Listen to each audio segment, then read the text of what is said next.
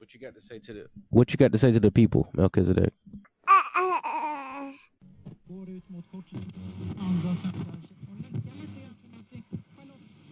Talks Radio. Tevin West. We are here to stay. We ain't going nowhere. Just because you thought we was down, we up. The more you hate, the more we great. The more you anticipate, the more we elaborate. Sit back, relax. Talks Radio. Tevin West. What's going on? Tevin West, Talks Radio, Season 3. That's where you're at.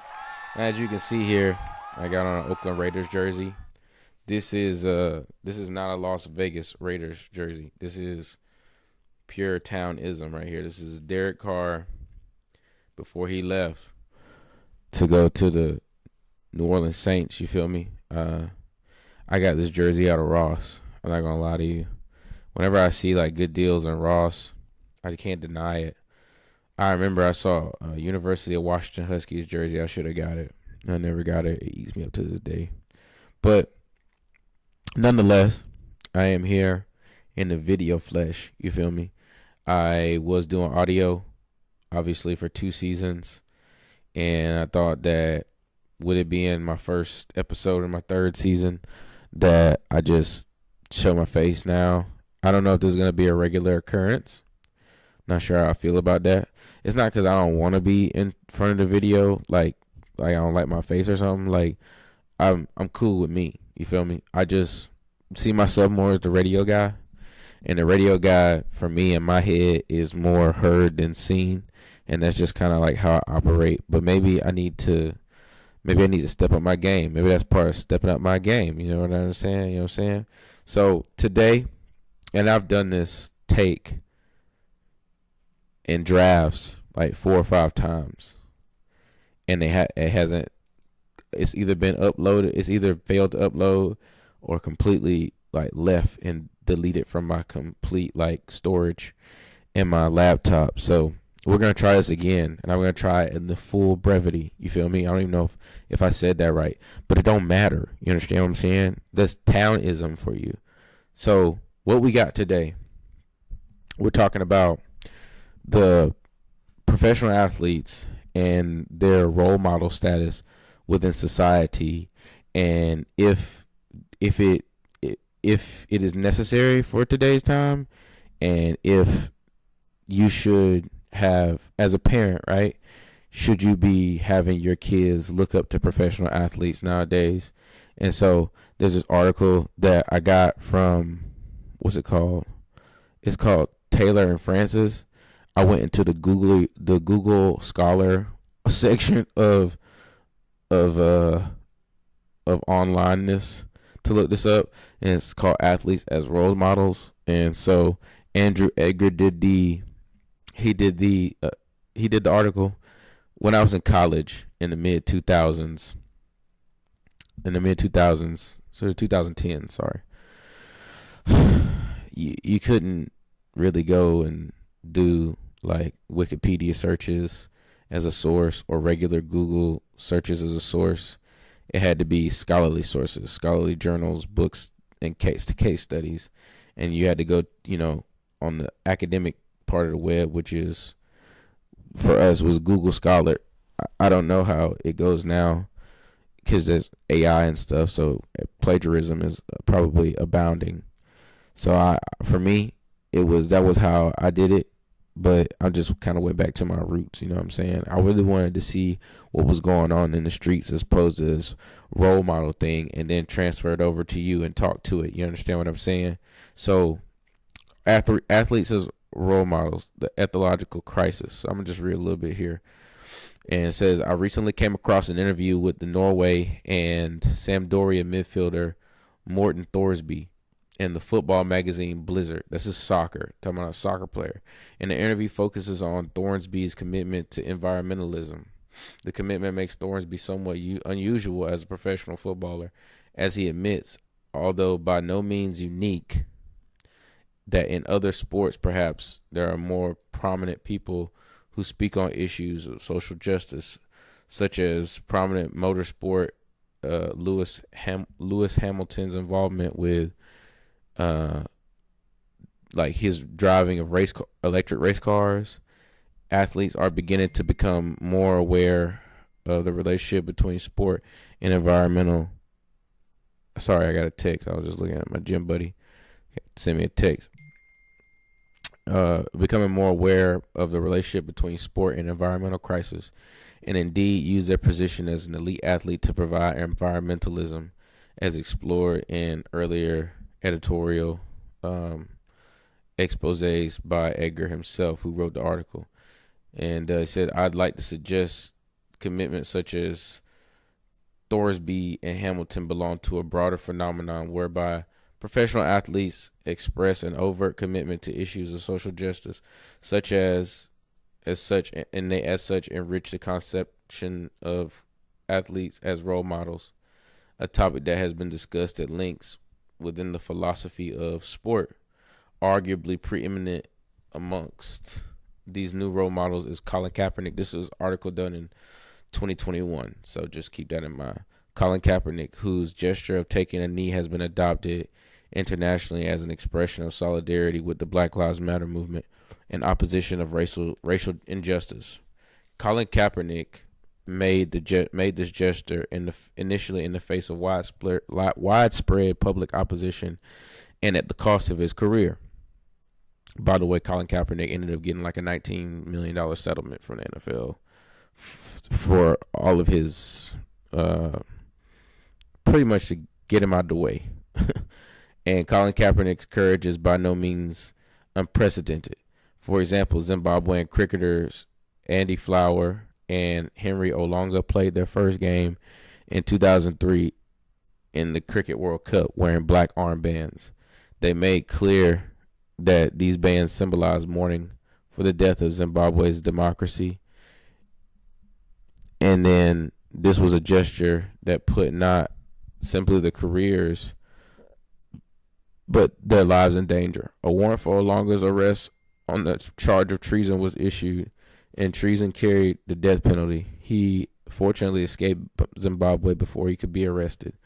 We can, I'm sure, all add our own favorite examples of a list of athletes who courageously confronted social justice or social injustice, and often merely by participating in sport. They cite examples such as Muhammad Ali and Jackie Robinson, also Jim Thorpe.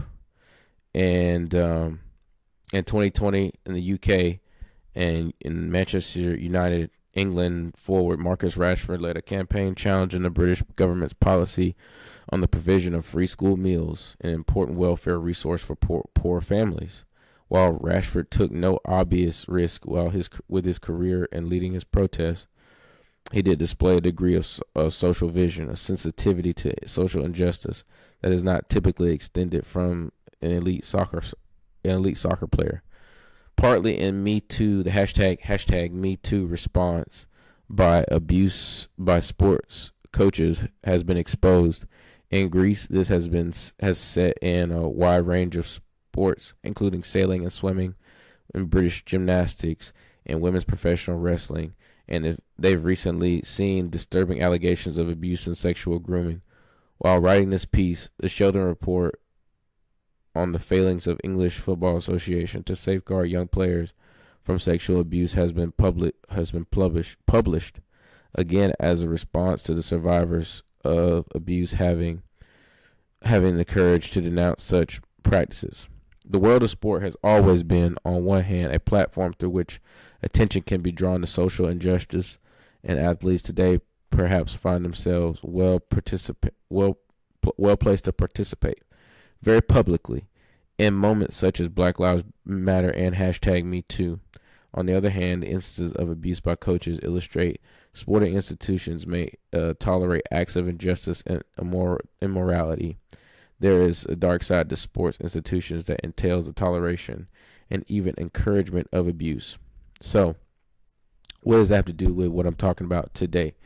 And what I want to kind of segue that on, like going from the top, talking about environmental situations of social injustice, and them ambassadors like Lewis Hamilton driving electric cars, all the way to Colin Kaepernick when he took a knee, standing for racial injustice, and also those cricket World Cup guys who pretty much put their lives on the line, talking about how Zimbabwe went from a democracy to a totalitarian government.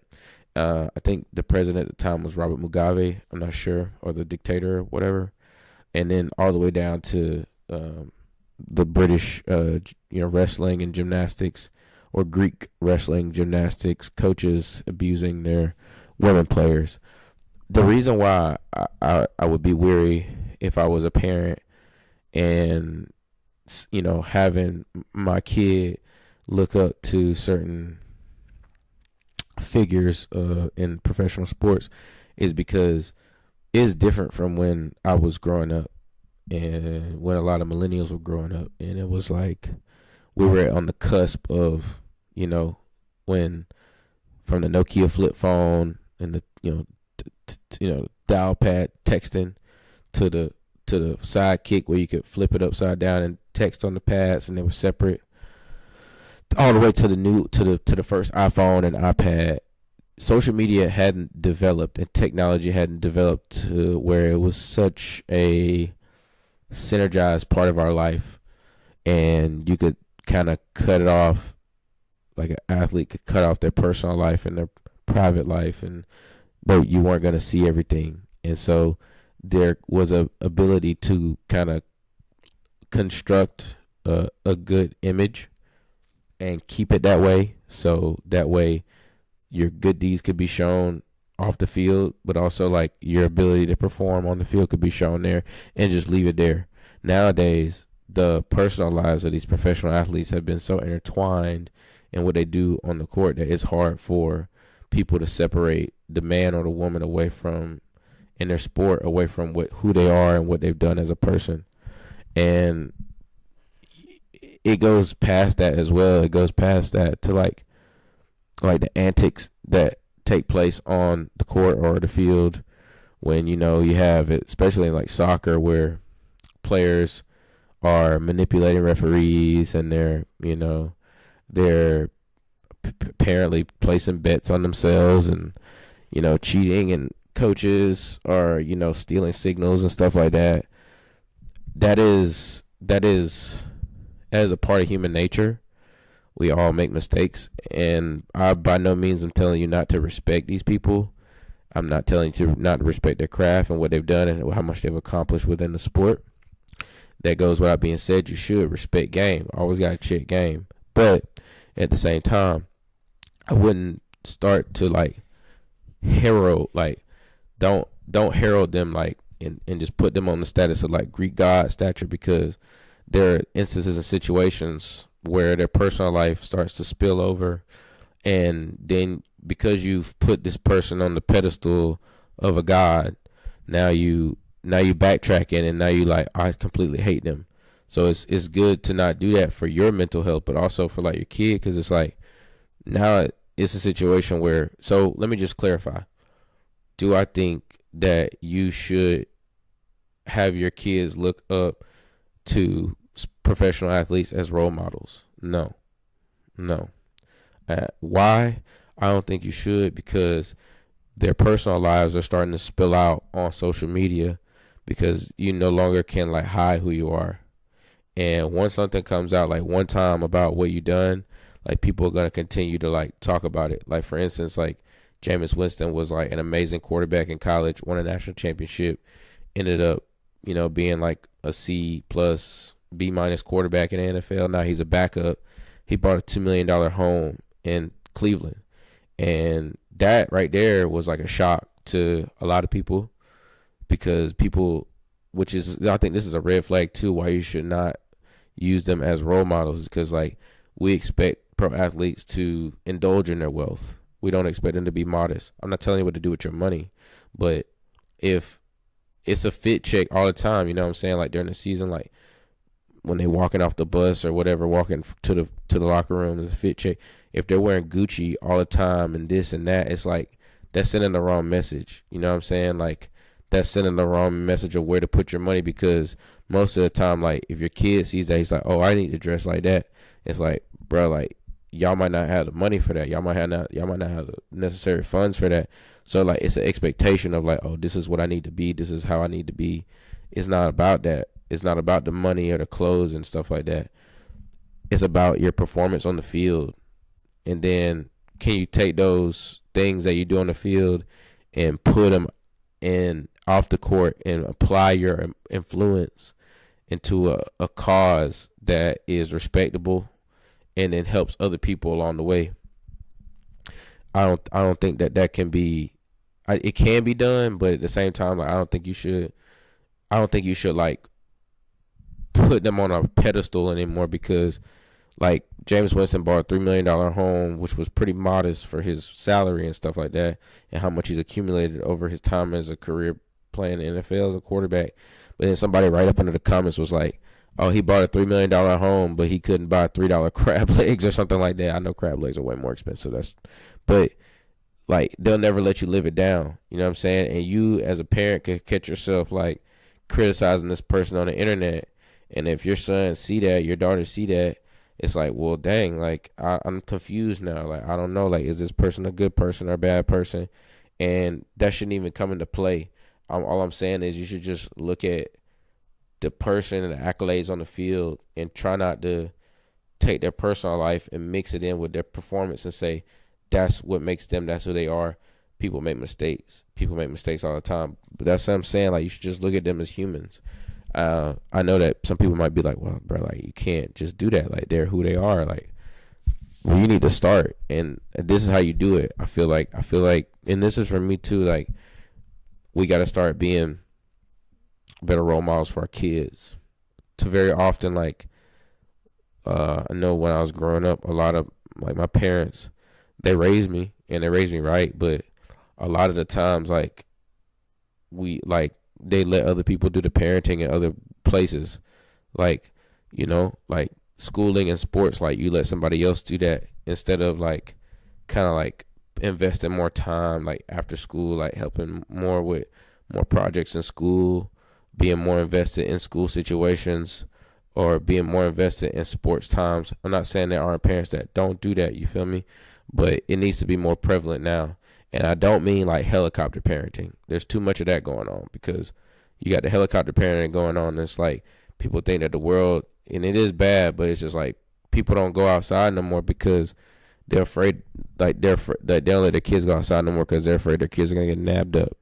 And I understand that, but you still gotta be invested in a way to where you're not helicopter parenting, because like you got to be working on yourself a lot more so that your kids can see, oh, this is the standard. This is what God gave you that child for a reason. It's so to make you become a better version of yourself. And if you're just kind of like passing the buck off to LeBron James or passing the buck off to Lionel Messi or whoever, then it sets a precedent like, okay, well, my pop ain't as much of a man, or my mom ain't much as a woman as this person. I'm not saying that everybody think like that, you know what I'm saying? But I'm saying why even set that up?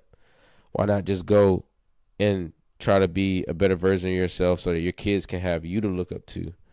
Because these, you know, like just for instance, like if I was to, like LeBron James, he actually is a great role model. He actually is somebody to look up to.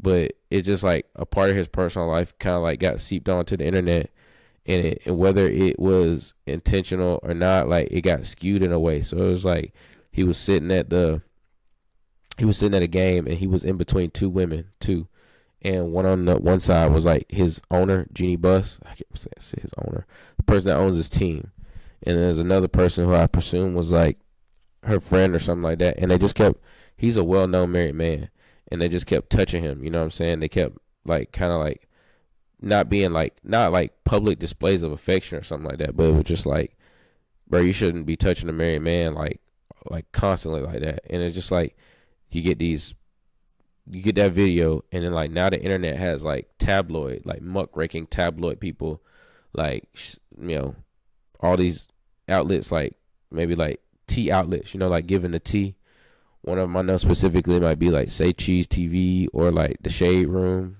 which I be looking at. I be looking at Say Cheese a lot, and not so much the Shade Room, but Say Cheese TV like promotes anything, and so they could put, or the Bleacher Report, they could put out anything and make it biased or make you hate this person or skew it away that make you think a different way about that person when it's just not true. And so it's like now you don't know what to believe about this person when you should just be neutral. You should start being neutral about professional athletes. You can respect them and accomplish them. I mean, you can respect their accomplishments and what they've achieved on the field and on the court, but like don't take it any further than that, because other than that, like they're not like, you shouldn't be like, I want to, like, people be taking like their words and their things, like they take them as like the gospel, and they take them and I swear they put like their quotes and stuff in the manuscript and stuff like that. Like, it's like, for instance, right, Kobe Bryant, God rest his soul. Kobe Bryant is gone, and I just feel like a lot of people take like the mama mentality and they put it like into everything they do, which is not bad. Like, it's okay to do that, but at a certain time, like, there are real parts of life where you might have to stop for a second and separate the mama mentality and actually like figure out what's actually going on in your life and figure out like what needs to be done in your life, because that person right there, they had the time, money, and energy to do what they did, and you might not necessarily have that right now. You might have like something more real going on. Like, I'm saying, like, professional athletes, like,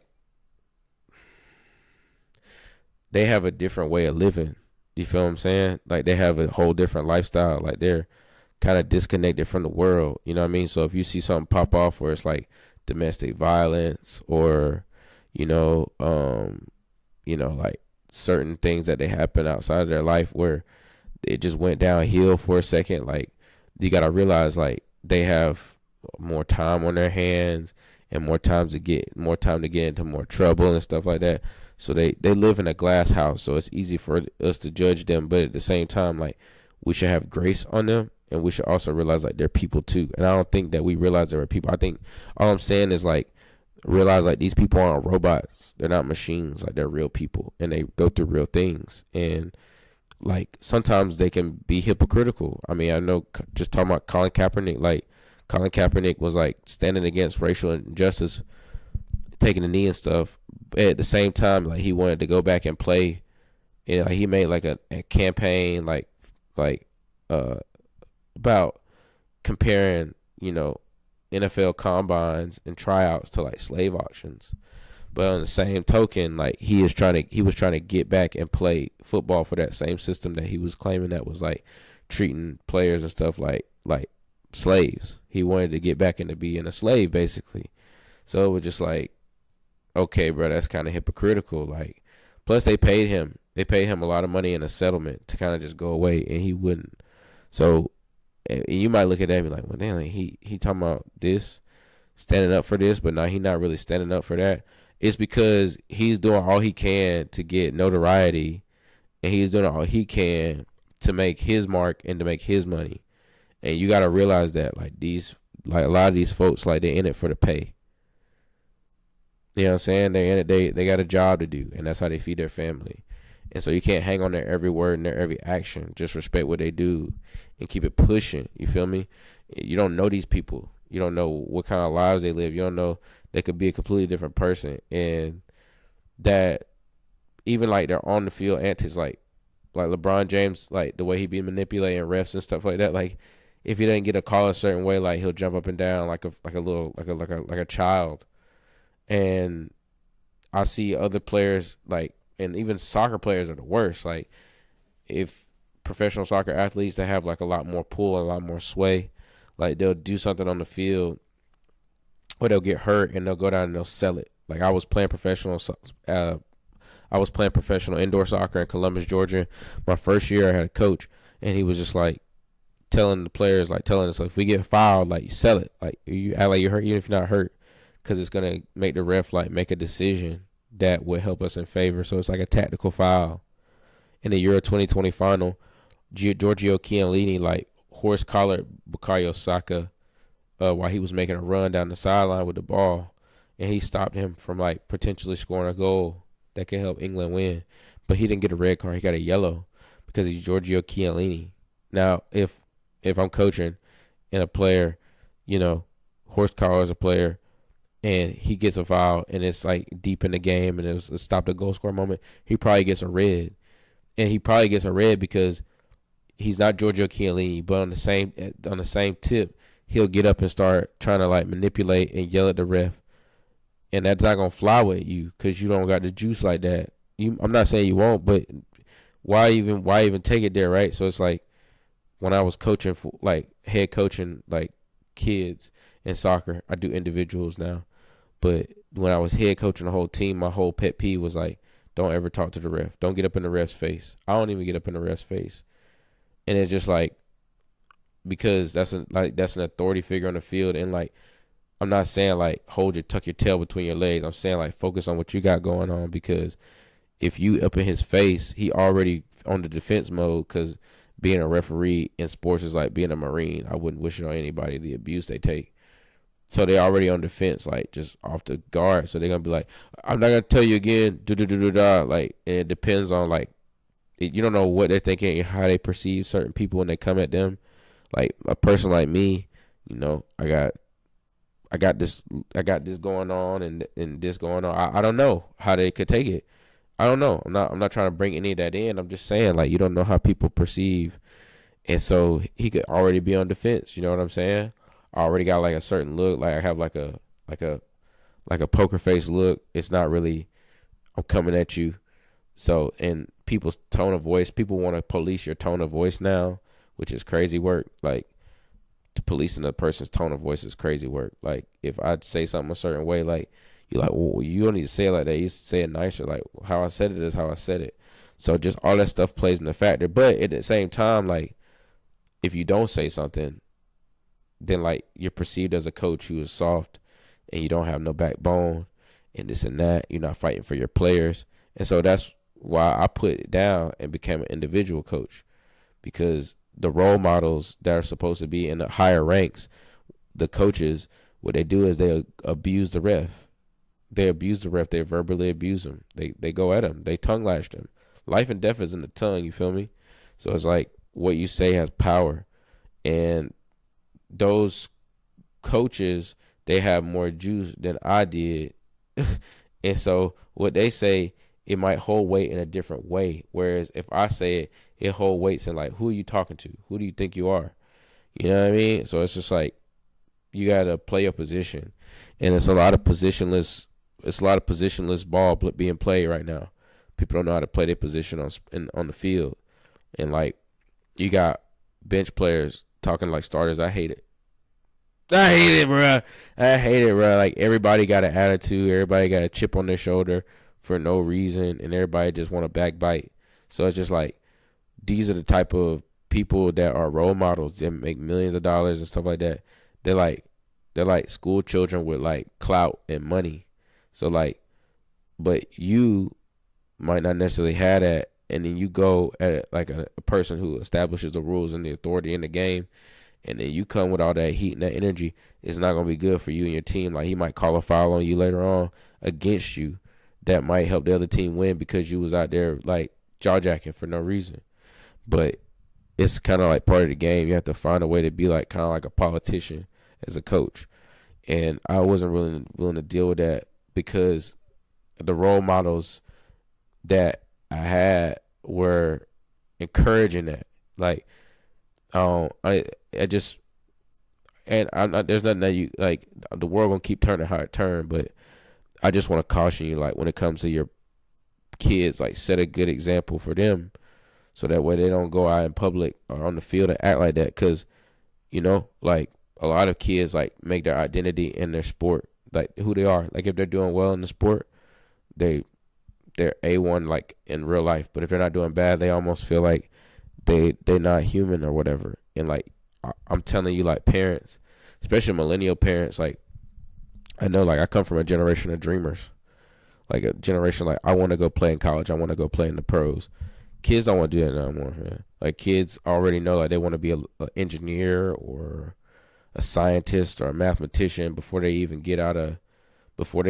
step foot in the ninth grade. Like STEM academies and stuff like they got them kids ready so they think in real world, where it was like we was really thinking like we had hoop dreams, you know what I'm saying? And so whenever you get to this point and you just need to make sure, like I would just do our best to make sure if I'm a parent, right? Me too.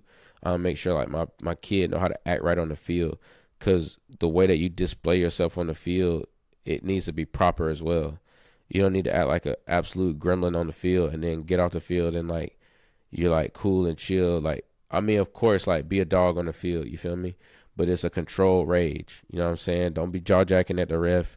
Don't be jaw jacking at your coach. You know what I'm saying? But that all starts like from home. You feel me?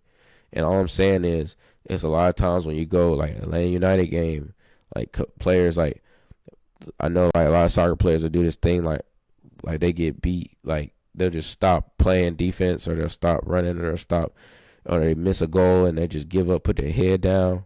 Like that type of stuff, like that's not acceptable to me. If you're making millions of dollars, like you can't give up like that. But they be doing that because it's allowed. Like they're allowed to sulk on the field in real time in front of people. You know what I mean? And cry like a crybaby and stuff like that. Like all this crying after the game and stuff like that after a loss and stuff. Like I don't get down with that.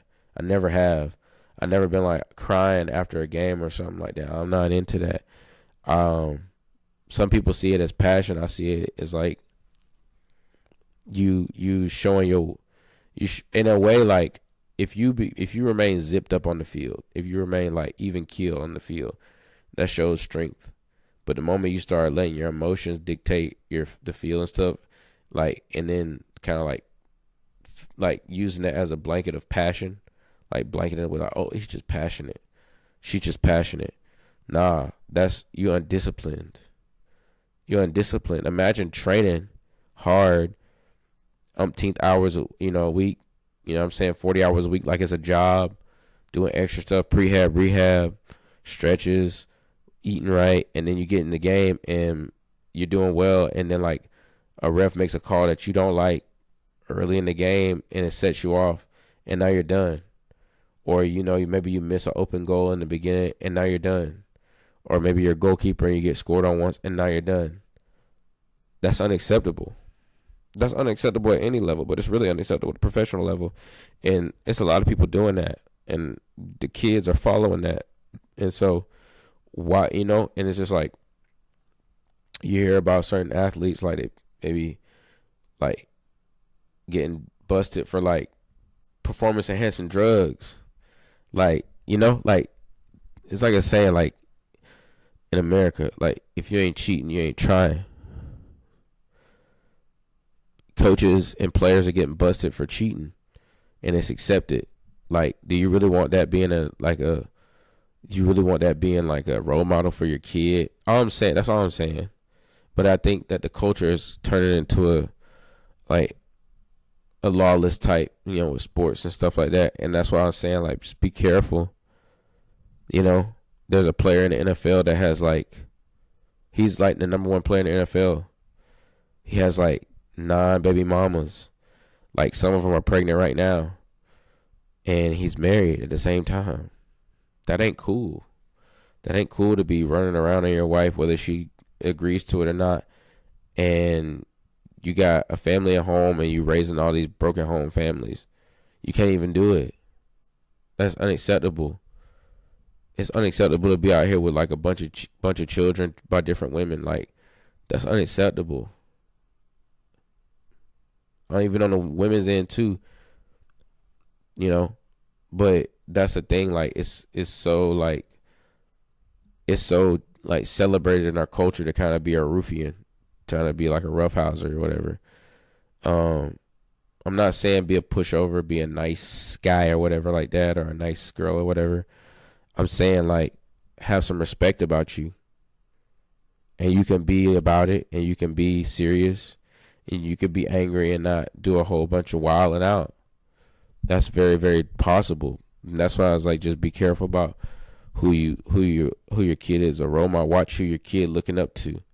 And then, I'm saying this for me too. And it's like, hey, like, that's not cool. You can respect what they do, but like, you don't put them up here. You know what I mean? Even me, like, I would tell my son Melchizedek, like, when he gets older, like, you don't put me on a pedestal either if you think I'm so amazing. Like, God gave me you and put us together so that I can teach you and that you can grow and that you can learn from me in action. I'm not supposed to be like, I'm the man, this and that. Like, that should go without being said. Like, if you're a good role model, like, it'll show. You know what I mean? But at the same time, like, that's somebody like, the people that they don't know, like, it's all a manipulation thing. So, like, just be careful about who your child is looking up to and stuff like that, because it plays a big part of their development as a player. So that was really what I want to talk about. And also, like, when you find time to allow, like, you know what, I got a call. We're gonna be back, you know what I'm saying? Season 3, Talks Radio, episode 2 coming soon.